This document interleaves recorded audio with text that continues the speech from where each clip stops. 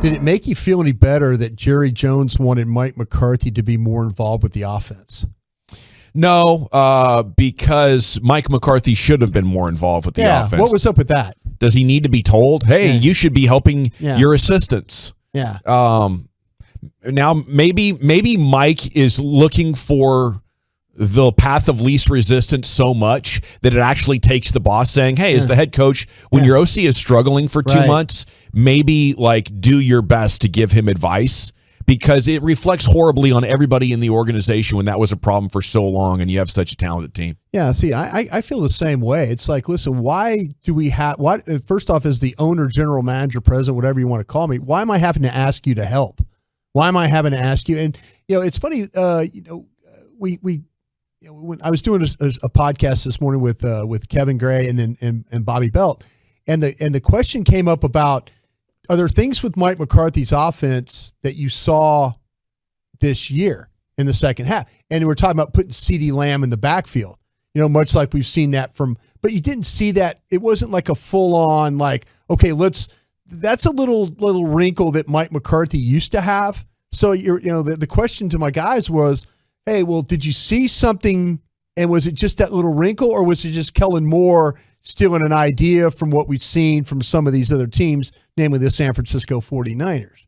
Was that a Mike McCarthy influence that just didn't stick, Yeah. And I was thinking, I went, no, to me, that's Kellen Moore looking at tape and oh, well, look what the 49ers do with their wide receiver. They put him in the backfield, and it was something that really, really didn't. The Packers are really good at a long time. They would have injuries. They would have a receiving core that wasn't ideal, and they would come up with some way to make it work. Yeah. I wonder if not having Mike McCarthy involved play to play has him the most engaged. If you're calling plays every down, it brings out a certain energy and intensity in you for the problem solving and engages your mind in different ways than if you're just observing and empowering. Right. It's a completely different job. Yeah. So if you believed Mike McCarthy was a Super Bowl winning head coach calling plays, I want that guy. I want Kellen Moore bringing me plays from college or from his playbooks. I want him throughout the week helping me with the game plan to make sure I'm as modern as possible. But I want Mike Moore in charge now. Yeah, I just think it's a shame that Jerry Jones has to step up and say, oh, hey, Mike, would you go help the guy out a little bit? That should have been Mike McCarthy's responsibility from the jump. Absolutely. Okay, if Sean Payton said he wanted to coach, do you think Jerry Jones would have made a change? After listening to what you heard today. I'm trying to answer that question. I think so let me work through this. I think what we heard is it makes the most sense to give Mike McCarthy another shot, and Sean Payton wants a year off. Yeah. So it's easy for us to, instead of blowing up this staff and replacing him with Sean Payton next year. So if Sean said, Jerry, I want to coach now. Yeah, if Jerry, and again, I'm just kind of putting it out there. If Sean Payton would have said, yes, I'm going to get out of my Saints deal, and he got out. Yeah. And he says, you know what, Jerry, I'm back channeling it. I'm interested. Yes, I want to coach.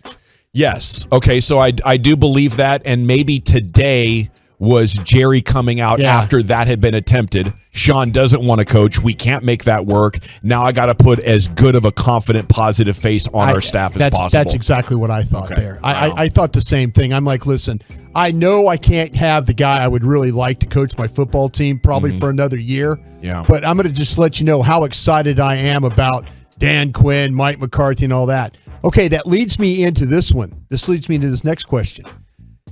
Do you think Jerry's making the same effort to keep Kellen Moore as he was Dan Quinn? Yeah, and I think it's a big mistake. I think it's probably in a similar situation. Yeah, he made it sound like that he jumped through hoops to keep Dan Quinn here. Yeah, and I wonder if he's having that same passion, desire, drive, and all that to keep Kellen Moore around. I didn't get that. I got the cheerleading for Dan Quinn. I didn't get the cheerleading for Kellen Moore. Towards the end, he said this is a competitive situation too, and I don't want to give up too much on it. That might propel other teams to be interested in Kellen Moore. I don't think anything we've seen over the last week gives me the evidence. It's just the history of the relationship. and how he's kind of talking about Kellen Moore the same way he had in mind for Jason Garrett around this age, that he was going to be the next great coach of the Cowboys. I think Jerry likes, the idea of developing his own coaches to try to get his, next guy that he can trust and be part of the family. Yeah. How about this for the final one? Are you willing just to let things play out knowing that Sean Payton is out there? Yeah, I think it, are you okay now? I mean, it's like, okay, I know who potentially could be the next coach of this football team. Yeah. Potentially could be. Yeah. But are you okay with what Jerry's selling to us right now about that? It's an okay compromise as a fan. Like, I think a winning organization goes out and hires Sean Payton and gives him enough money to want to coach now. Yeah. I think that's what a winning organization does. We've been waiting since Parcells to get an alpha head coach in here.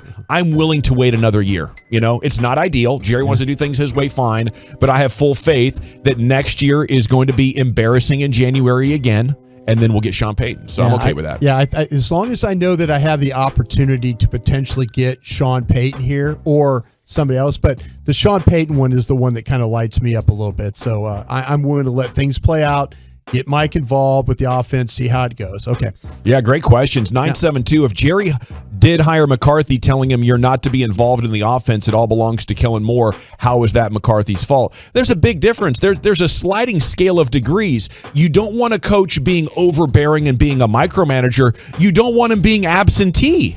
Yeah. It's not on or off. There's a lot of gray area in the middle there. Yeah, that's the head coach's job is to be such a great leader. He can suggest and advise without being overbearing. Yeah, I think when the things were not going great, you got to step in. You got to say, hey, have you thought about this? Have you thought about this?